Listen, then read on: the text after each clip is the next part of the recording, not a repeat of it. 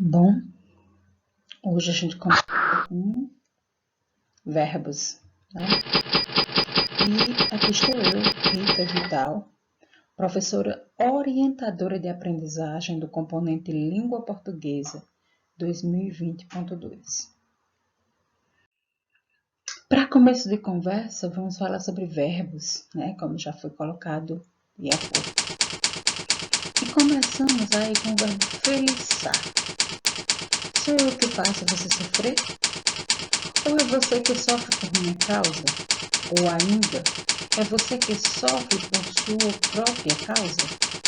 Chegar a essa pergunta leva anos e anos. E é essencial na relação do amor. A resposta demandará muito tempo, sofrimento e, em cada caso, será diferente. Mas, se encontrada, melhorará qualquer relação ou constatará o seu término.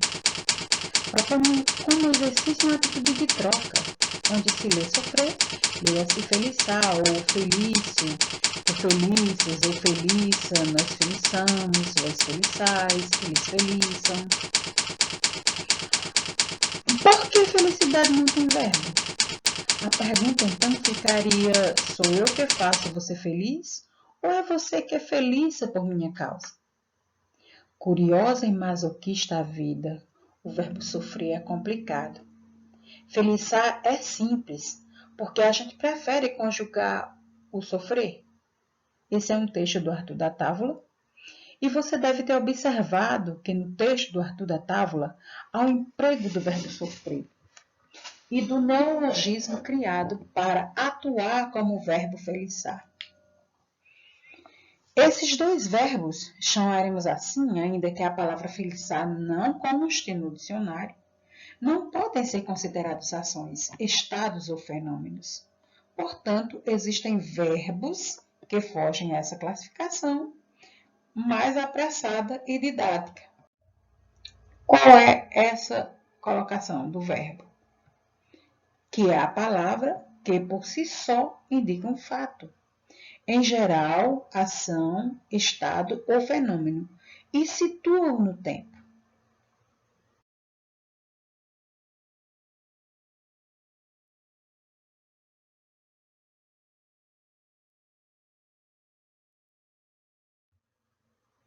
As partes de um verbo, basicamente, é radical e terminações. Vejamos o exemplo aí do verbo escrever.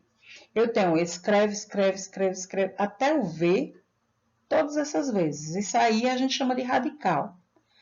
Parte que contém a significação básica do verbo. Tá? É a parte que contém a significação do verbo. É o radical. Já quando eu tenho aqui, ó, o, es, é, emos, eis e em, aí eu chamo isso aí de terminação, que é a parte que varia, que fica modificando dentro do verbo. Observação. Para se obter o radical de um verbo, é só colocá-lo na sua forma no infinitivo. Olha aqui, escrever. Aqui é a forma dele no infinitivo. Do verbo escrevo, do verbo escrevemos, do verbo escrevem. E a terminação que caracteriza essa forma. Tá? Exemplo, desistiram, infinitivo, desistir. Qual é o radical de desistir? Desiste. Tá? Até o T. Bom, na estrutura dos verbos, primeiro eu falei das partes dele, agora na estrutura dele. Os verbos possuem três partes. A primeira eu chamo de radical, primeira parte, que ela é extremamente necessária. Depois eu vou ter a vogal temática. E aí, quando eu junto o radical mais a vogal temática, eu tenho aí o que a gente chama de tema do verbo, tá? Tema, tá? Eu sou ótima escrevendo aqui no computador, viu, gente? Tema, tá?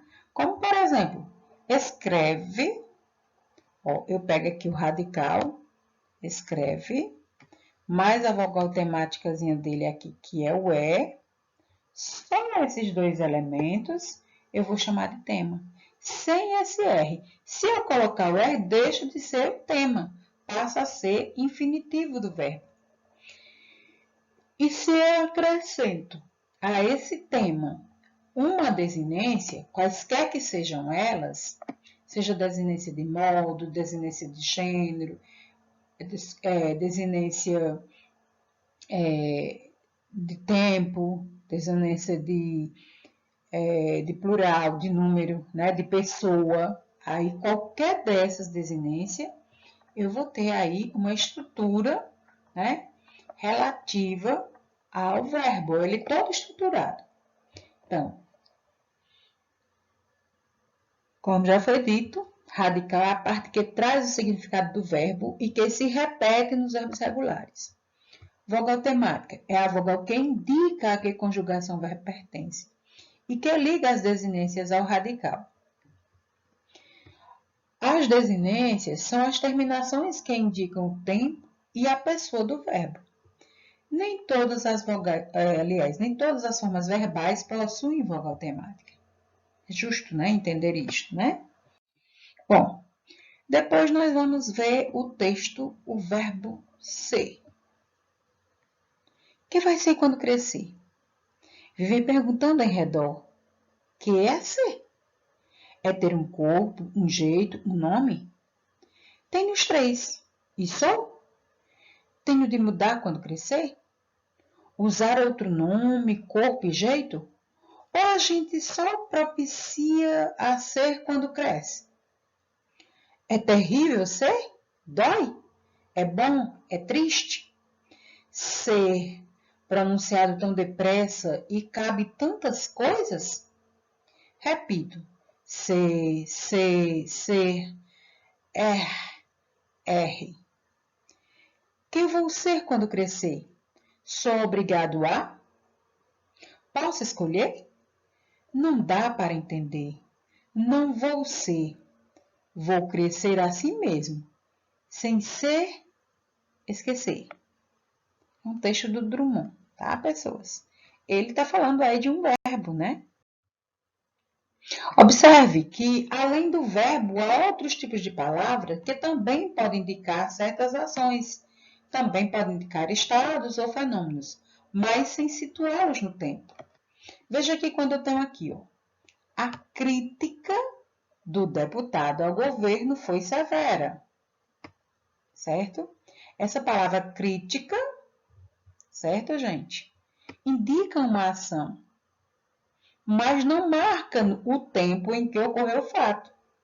Só o verbo é que localiza no tempo o fato por ele expresso.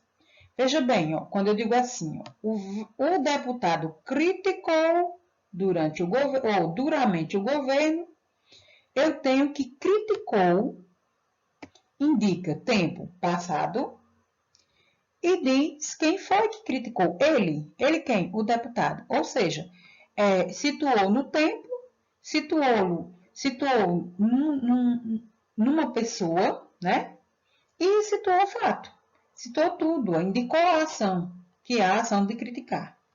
Portanto, existem verbos regulares, irregulares, anômalos, defectivos, impessoais, unipessoais, abundantes, de ligação, auxiliares, pronominais, reflexivos, transitivos e intransitivos. Bom, esses são, portanto, os tipos de verbos da nossa língua portuguesa que a gente pode dizer que são assim que eles se classificam, certo? E eu tenho o seguinte, quanto à flexão, quando eu quero flexionar, eu tenho o verbo regular, eu tenho o verbo irregular, eu tenho o defectivo e eu tenho o abundante.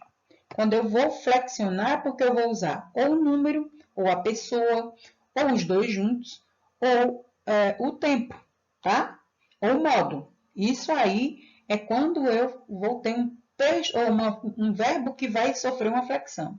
Já quanto à função, eu tenho o verbo quando ele tem a função de elemento principal ou quando ele tem a função de elemento auxiliar. Isso aí são as subdivisões que a gente tem, tá bom? Agora, quando eu classifico esses verbos, eu vou ter o verbo regular, que não apresenta alterações no radical. O radical segue o mesmo parâmetro para todas as pessoas, para todos os tipos de verbos que a gente chama de regular. Já os irregulares, ele apresenta algum tipo de alteração dentro do radical dele. Os anômalos, eles apresentam profundas alterações dentro do radical. Os defectivos não possuem conjugação completa. Existem algumas pessoas, mas não existem todas as pessoas. E existem alguns tempos, e em outros não. Os abundantes, geralmente, apresentam duas formas na forma infinitiva, por exemplo. É um exemplo disso. Os auxiliares são aqueles que combinam com o infinitivo, participe ou gerúndio de outro verbo, tá? Os pronominais são aqueles que se conjugam acompanhados de pronomes oblíquos. Bom, veja bem, eu tenho aqui vários exemplos de verbos. No caso dos irregulares, verbo saber. Eu sei, tu sabes, ele sabe. Nós sabemos, vós sabeis, eles sabem. Fazer. Eu fiz. Tá vendo? Já mudou, não foi? O verbo saber também vai ter alterações, certo? Mas eu quis que vocês observassem que aqui foi no presente, quando eu coloquei esse verbo. Por isso é chamado de irregular. Já no verbo estudar, cantar, amar, não vai ter alteração no radical deles. Os anômalos, como eu disse a vocês, eles têm aquelas colocações que já foi ditas, né? Em algumas circunstâncias, eles não têm como ser conjugados, certo? Defectivos, olha aqui os exemplos. Reaver, abolir, falir, né? Tem algumas pessoas deles também que não funcionam, que não existem. Os impessoais, haver, fazer, amanhecer. Aqui são alguns exemplos, gente. Não são todos os verbos. De cada tipo desse aqui, eu coloquei 3. Unipessoal, por que são unipessoal? Porque não tem uma pessoa, ninguém late. Você imita um latido, mas não é próprio seu latir, miar, cacarejar, não é. Você até conjuga esses verbos, mas não existe exatamente uma pessoa para eles, tá bom? Até porque nós vamos dizer que o cachorro latiu, ou o gato miou, tá bom? Os abundantes, eu também já disse, né? Também que eles têm, principalmente na questão do infinitivo, duas possibilidades. Aceitado, aceitar, dentro das suas formas nominais, né? Os verbos de ligação, verbos auxiliares, ó, você tá vendo aqui que tanto o verbo de ligação pode também estar no verbo auxiliar, tá vendo? Coloquei um diferente para cada, mas para você perceber que alguns verbos se entram em certas circunstâncias, ó. O verbo ser também é anômalo. Eu sou, tu és, ele é. Olha a diferença dele, né? Ele muda completamente quando está sendo conjugado, tá bom? O verbo transitivos indireto. Quem responde, responde para. Responde a, né? Quem conversa, conversa com, tá bom? E assim por diante. Olha aqui os pronominais. Zangar-se, ó, já tem nele, acompanhado nele, o pronome, né? O pronome que o acompanha. Os verbos reflexivos. Vestir-se é uma ação que você faz consigo mesmo, então é reflexivo por isso. Transitivos diretos e indiretos. Quem dá, dará algo a alguém. Olha aí a preocupação de você ter a preposição fazendo parte, né? Verbos transitivos diretos. Esses aqui são bem fáceis. Começou o quê? Começou a live, começou a aula, começou... Bom, começar é transitivo direto por isso, porque vai direto na fonte, né? Bom, a conjugação verbal, ela é distribuída em 3 diferentes grupos. O primeiro são aqueles verbos que terminam nisso aqui, ó, em AR. Como vocês viram nos anteriores, haviam mais verbos terminados em AR, né? Aqui, os verbos terminados em AR são os que nós chamamos de verbos de segunda conjugação. Os verbos terminados em R, seu infinitivo é feito com IR, então são verbos de terceira conjugação. Já os verbos terminados em OR, que vem, por exemplo, do verbo pôr, compor, supor, dispor, propor, contrapor e etc. O fato deles terem uma origem nesse verbo aqui, poer, esse verbozinho aqui que eu escrevi em verde, poer, faz dele, um verbo terminado em quê? Em ER, né? Na sua forma original, é terminado em R. Por ele estar assim, terminado em R, ele é, portanto, um verbo de segunda conjugação. Saiba que o verbo varia em número, pessoa, modo, tempo e voz. Ainda tem um detalhezinho da voz. E isso constitui a flexão verbal. O menino joga bola, singular. Os meninos jogam bola, jogam está no plural. Quanto ao número, pode se apresentar em singular ou plural, de acordo com o sujeito e o modo que esse se apresenta na frase. Tá bom? Bom, depois vamos ver que o verbo admite 3 pessoas. E estas seguem os pronomes pessoais, os do caso reto. Porque vocês sabem que não existem só os pronomes pessoais do caso reto. Existem os pronomes pessoais do caso oblíquo. Então, nesse caso, os verbos acompanham primeiramente os verbos do caso reto, certo? Então, como que eu me refiro à pessoa? Pronto. A primeira é aquela que fala, certo? Aquela que fala, nós vamos chamar de primeira, certo? Corresponde aos pronomes pessoais eu e nós. Por exemplo, estudo, estudamos. Eu estudo, nós estudamos. Primeira pessoa, certo? Segunda pessoa é aquela com quem eu estou falando. Aquela com quem eu estou falando corresponde à segunda pessoa, né? Corresponde aos pronomes pessoais tu e vós, certo? Estudas, tu estudas, vós estudais, tá? E a terceira pessoa é aquela de quem estamos falando, certo?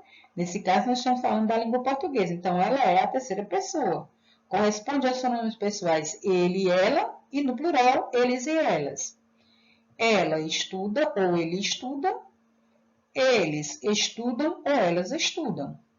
E aí nós temos um outro textinho dessa feita com Oswaldo de Andrade, né? E onde nós vamos ver aqui o verbo cracar. O texto é o verbo cracar. Eu empobreço de repente, tu enriqueces por minha causa. Ele azula para o sertão, nós entramos em concordata. Vós protestais por preferência, eles escafedem a massa. Ser pirata, ser de trouxas, abrindo a pala, pessoal sarado. Oxalá eu tivesse sabido que esse verbo era irregular, né? Que bom, não é verdade? Bom, nós temos os modos verbais. Eu tenho aqui o tempo dos modos verbais e esses tempos eu posso dizer para vocês. Olha aqui os tempos. Presente, pretérito imperfeito, pretérito perfeito simples, pretérito perfeito composto, pretérito mais que perfeito simples, e aí cada um desses aqui você vai encontrar o composto e o simples. Pretérito mais que perfeito, futuro do presente, futuro do pretérito. Aí eu tenho o presente do modo subjuntivo. Agora eu vou me reportar à questão do modo, tá? O modo é diferente do tempo, certo? O modo é como eu uso essa frase, essa palavra dentro da frase, dentro do texto, dentro de um diálogo, dentro de uma propaganda, dentro de um editorial, de um gênero textual qualquer, tá bom? Isso é o que eu digo e eu chamo de modo, modo indicativo, por assim dizer. O modo indicativo é aquele que você fala com uma certa firmeza, com toda certeza. Você vai usar o verbo dessa maneira. Por exemplo, eu ando, eu andava, eu andei, eu tenho andado. Tudo é de modo certo, certo? Não há som de dúvida, não. Já no modo subjuntivo, eu posso ter isso no modo subjuntivo. Olha aqui, presente. Presente do modo subjuntivo. Que eu ande. Que eu ande não é uma coisa certa, não. Que eu ande nas avenidas amanhã, pode ser que aconteça algo. Pode ser que amanhã, quando eu ande nas avenidas, aconteça algo. De toda forma que eu colocar a frase, eu vou colocar um presente, só que um presente duvidoso, tá? Tá bom? Que hoje eu ande com muito mais capacidade do que ontem. Quer dizer, ainda assim, eu não tenho certeza que isso vai acontecer.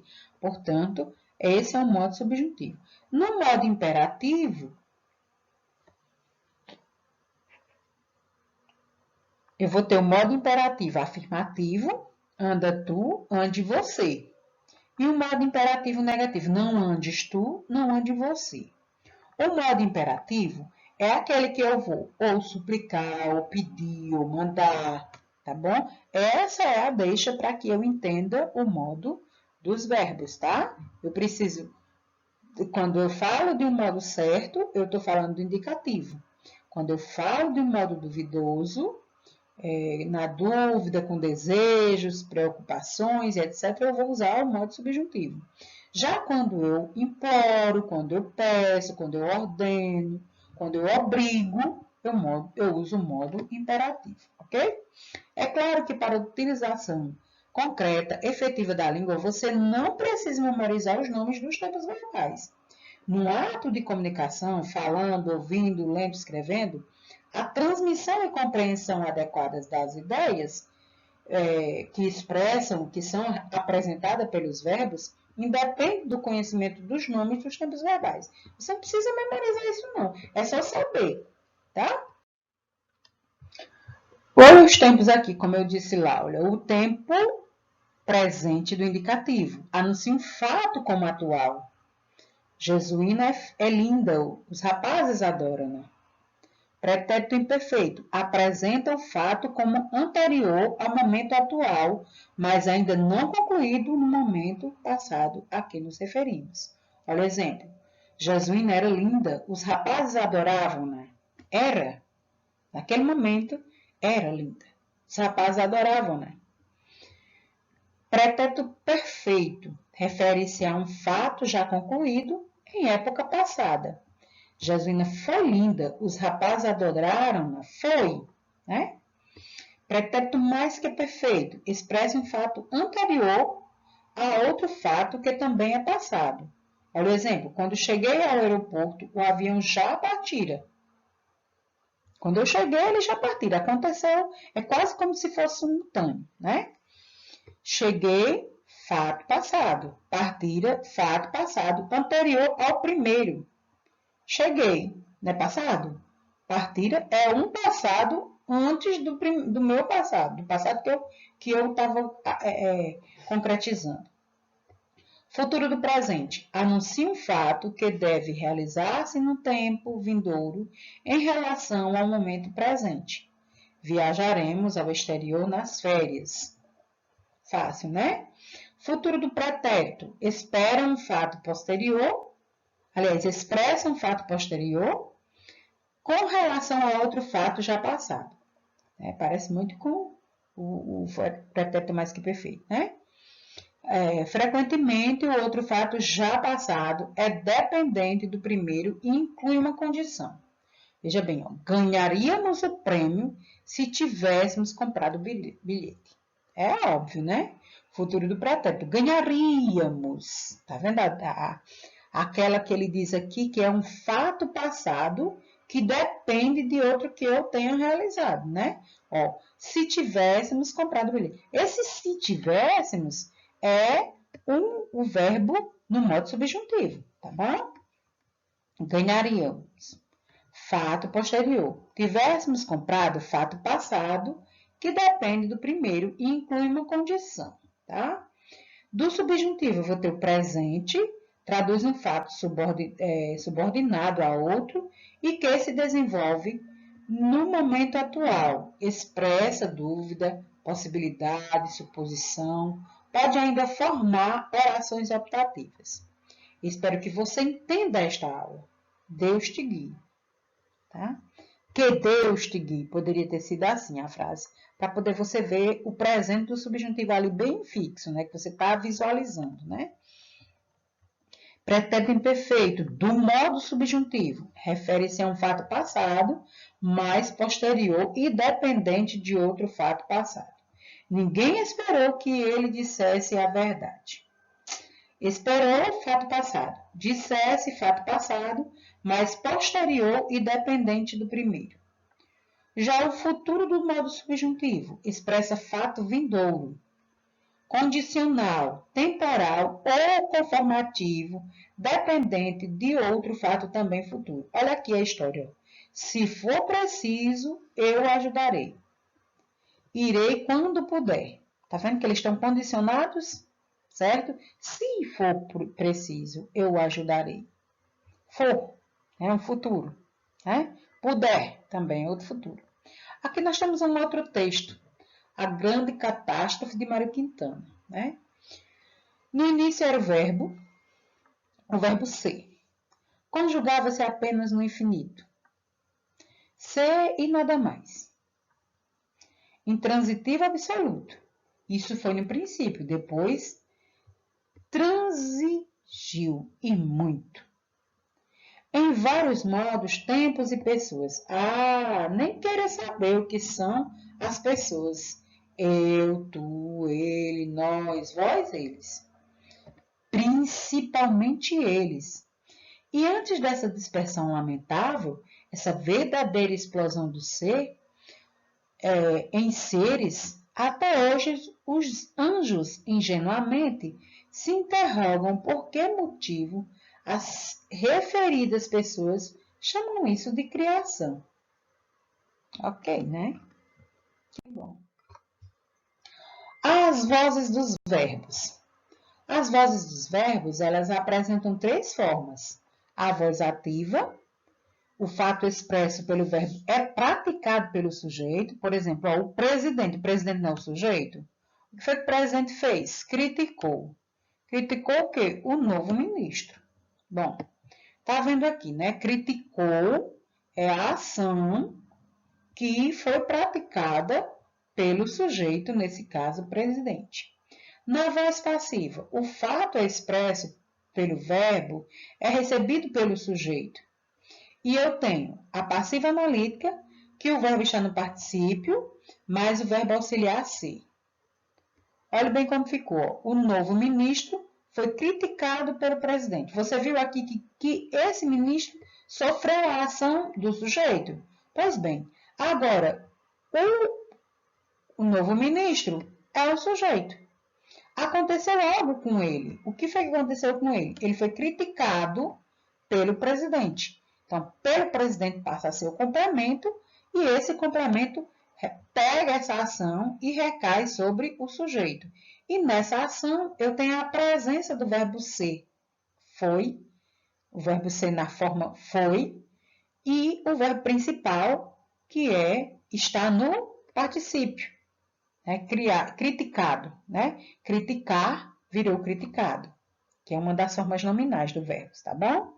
Já a voz passiva também, ela pode ser sintética. O verbo fica na terceira pessoa e aí ele acrescenta a esse verbo na terceira pessoa ou a partícula passivadora se, certo? Ou o pronome passivador se. Criticou-se o novo ministro.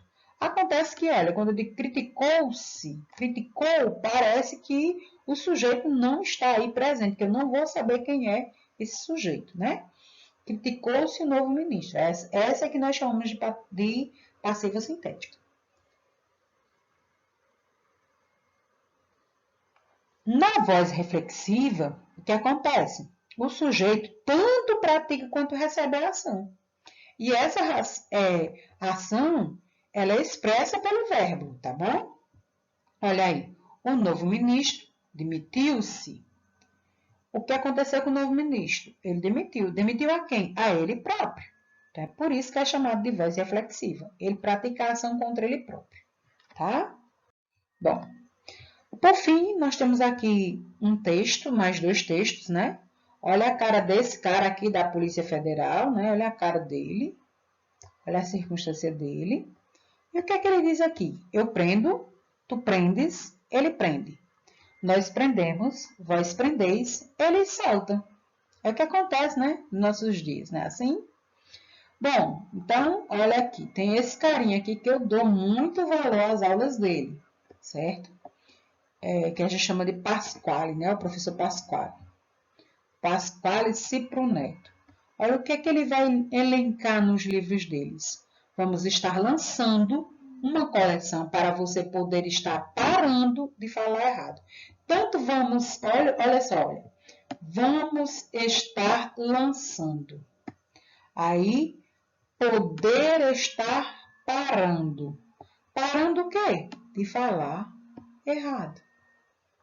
Quando você usa essas duas colocações aqui, ó, essas locuções tamanhosas desse jeito, tão grandes, e ainda com dois verbos, olha, dois verbos aqui, esse e esse outro, certo? Ambos estão na sua forma nominal. Então, muito dificilmente na nossa língua isso aqui é permitido, tá bom? Não existe permissão para isso. Então, obrigadinha. Só para continuar, só para não perder, só para não ser, não adianta só, seja você. Obrigado, um abração e faça o que eu lhe pedi. Estude.